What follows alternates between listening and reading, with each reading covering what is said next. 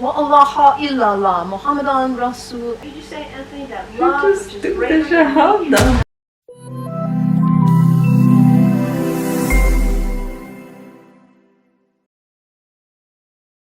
Assalamu alaikum warahmatullahi wabarakatuh. Welcome back to my channel. In today's video I will react to an American Sufi priest who recognizes the greatness of Islam and its 5 pillars that are good for any society. Don't miss it. This title is very interesting. So without further ado, let's just start this video right now. Bismillah.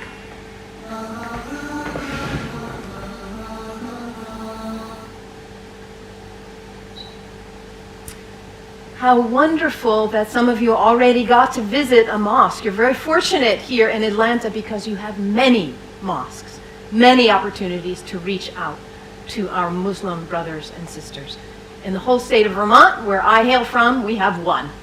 So you have no reason to not visit. It's right around the corner from you. There are mosques everywhere. And it's important that we visit because Islam is the most misunderstood and the most maligned religion in the world today. We are being whipped up into fear of Muslims. And when we are afraid, we're stupid, actually. We're operating out of just that reptilian part of our brain. When we're afraid, we don't have access to our higher functionings, our whole self, the power of the knowledge in our hearts, our whole being. We're resigned to a small place of living. Ali, the son-in-law of the Prophet, says, people are afraid of what they don't understand. So my hope today is to share with you a little bit about what I love about Islam in order to invite you to a place of more understanding and less fear. Let's see. Islam is very practical. If you were looking for insights about how to live a good life, how to be a good person, Islam has wonderful gems to offer to you. Yes. One of the things I love most about Islam is that it invites us to be concerned about what is the most important thing in life. To get our priorities straight. What is it for you?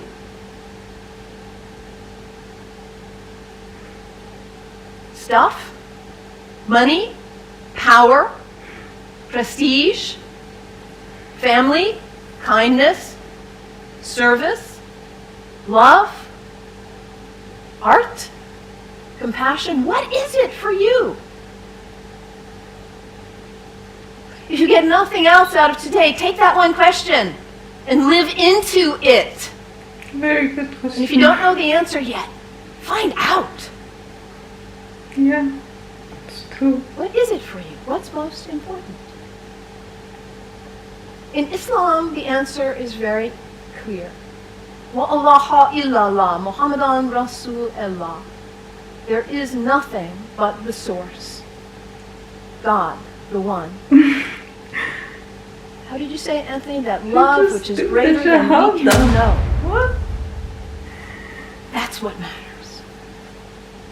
And Muhammad is his prophet, is the prophet of love. وَأَرْكَانه illallah, Muhammadan Rasul. Again. And the thing about us humans, when we get that clarity, we know what's important. What do we do with that?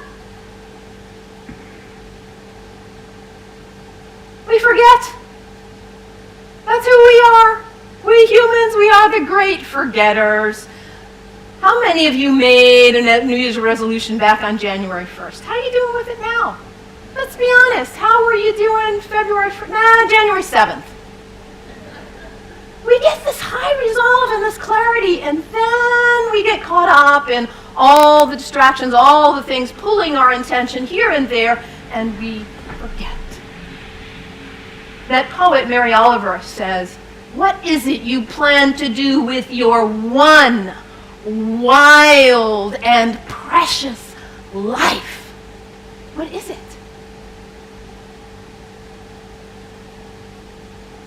In order to not waste our life, we need to regularly hit that reset button, come on back to center, to our heart, to what we know is really why we are here, what we know is really important. Regularly throughout the day, to stop and come back and say, let me check in and remember what matters so I don't waste my day or my week or my month or my life. And for Muslims, this is prayer, salat. It is the second pillar of Islam. The first pillar, la ilaha illallah, to know what matters. And the second pillar is to hit that reset button in order to regularly come back to center and remember what really matters. And for Muslims, this is not an activity in the head. It's an activity of the whole body. Allah Akbar, Allahu Akbar. Bismillah ar-Rahman ar-Rahim. Alhamdulillah, Rabbil Alameen. Ar-Rahman ar-Rahim. Malik yawmiddin. Iyyaka na'budu wa iyyaka nasta'in. As-siratal mustaqim. Siratal ladzina an'amta alayhim. Ghayril maghdubi waladdallin.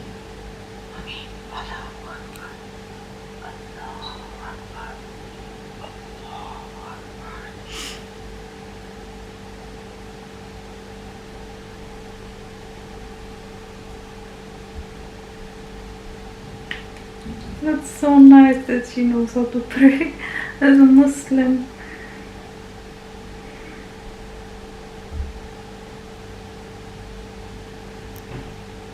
Can you imagine how limber you'd be? If you did that 17 times a day, and it's done in the direction of Mecca, northeast, more or less.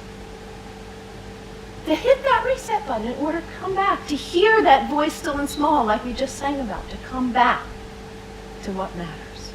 So practical, I love that, the second pillar of Islam. Islam also reminds us to always be concerned about those who are less well off than ourselves. Over and over in the Quran it says, be concerned about the widows and orphans. Be generous. I brought some soup as a symbol of generosity. Giving, donating to food banks, giving to people who need food. I think about Muhammad almost like a spiritual, a social genius. He himself was an orphan. By the time he was 6 years old, he had already lost both his parents. He knew marginality. He knew it. And what happens when there is imbalance in a society where there are some who have a lot and some who don't have enough? What happens here? Those who don't have enough are suffering, aren't they? Out of their lack of nutrition, food, healthcare, hygiene, educational opportunities, they suffer. And in their suffering, they may experience illness. Their illness doesn't stay there, does it? It spreads to the rest of the people. And in their need, they may choose to engage in criminal activity just to try to put food on the table. And that destabilizes the whole society when you have some without and some with too much. And what about the people with too much? Greed is spiritual bankruptcy. We cannot know well-being in our hearts when we are surrounded with too much while others are suffering. It creates instability. And Muhammad, peace be upon him, he was a spiritual genius, saying, let's bring it back into balance. Let's give. Let's be generous. And this is the third pillar of Islam, zakat, generosity. I love that about Islam. And I love, too, that Islam invites us to take a break from our habits. We humans, we're habitual creatures. We just are. We do something once, we do it again, we just do. How many of you are sitting in the same seat you always sit in today? That's okay, nothing wrong with that. We're creatures of habit. And if the habit's a good one, like brushing your teeth, wonderful. It strengthens you. Your habits can raise you up to give you strength and clarity to live your life on purpose, with integrity. Or your habits can pull you down.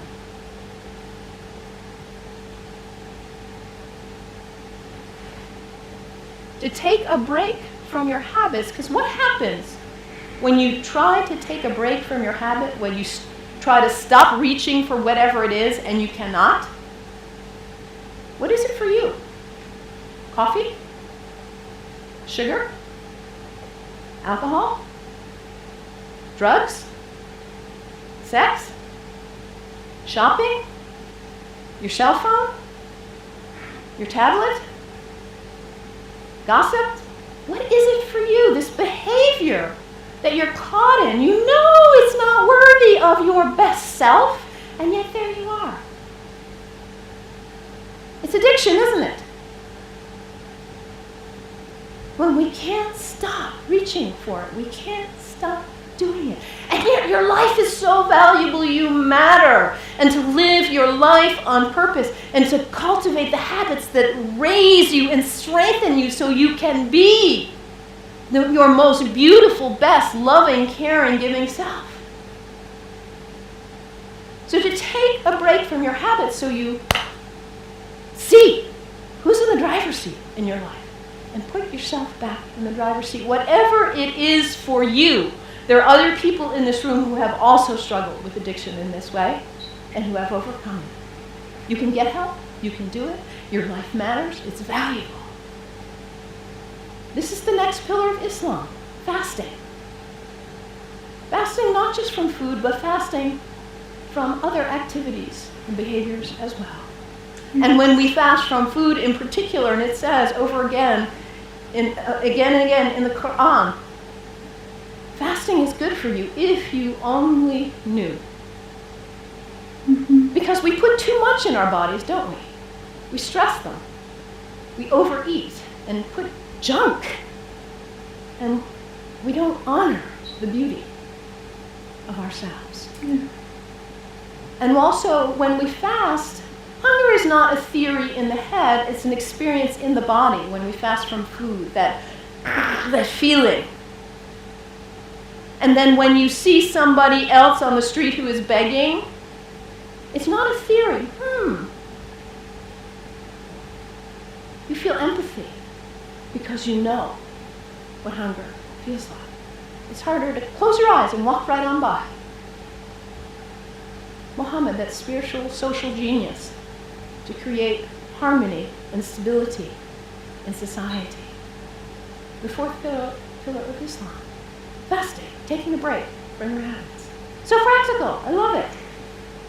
And I also love about Islam that it encourages us to take a break from our location, to travel with intention, to recognize the power of space, the sacredness of space, and how the greats who have walked on this earth have blessed the earth with their presence, their breath, their thoughts, their actions. I know you are on the verge of a major decision about this sacred space for you. You have made this place sacred by your presence here. And as you perhaps choose to move on, you will perhaps make a new place sacred by your use and your love. The earth is sacred. Our places are sacred. And when we travel with intention, we are changed by it. This is the fifth pillar of Islam, pilgrimage. And for Muslims, the pilgrimage is to Mecca, which none of us will probably go there. But where is pilgrimage for you? And what happens when we go? We leave our usual haunts. We travel with intention. We let ourselves be changed, be opened by new experiences, new interactions, and we come back and we are not the same. We look at our lives and we say, why was I doing that? I'm not going to waste my one wild and precious life on that. And we come back renewed and with a new value, a new understanding of the sacredness of our location, the beauty of the earth. I love this about Islam. So practical. What's the one thing that matters in your life? Hit that reset button regularly so you come back to your purpose. And don't be self-centered. Be always concerned about others and their needs. Those less well off especially. And recognize the sacredness of the temple of your body. Cultivate habits that are worthy of you, that lift you to the best of who you are. And recognize the sacredness of space. And the gift of the ancestors, the sages, the saints, the prophets who have gone before us and held a beacon of example for us. Travel with intention. Let yourself be changed. The 5 pillars of Islam. What great practical advice for living your life on purpose.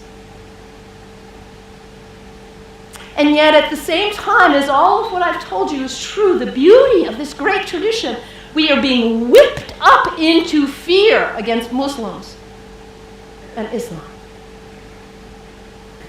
Her speech was very nice and very interesting. I agree with what she had to say about Islam, the 5 pillars of Islam. I just totally agree with her about everything. She is 100% correct. I also want to say that it's true that non-Muslims, they have this fear when it comes to Islam. They have this fear because of not knowing, they don't have knowledge. But I really admire people like her who are not Muslim, but still they are not like afraid of Islam or feel like they are threatened or something. Like, it's very rare to hear like a non-Muslim talk like this about Islam. So I really admire her for that. Yeah, like it caught me off guard when I heard her like say the Shahada. I was confused, like is she Muslim now or? Yeah, may Allah guide her to Islam. Like, she already is like very close to Islam. It seems like she basically agrees with Islam and the concepts and all that. I feel like this woman is just very sincere and humble, and I see a lot of love in her. Thank you all for watching. Assalamu alaikum.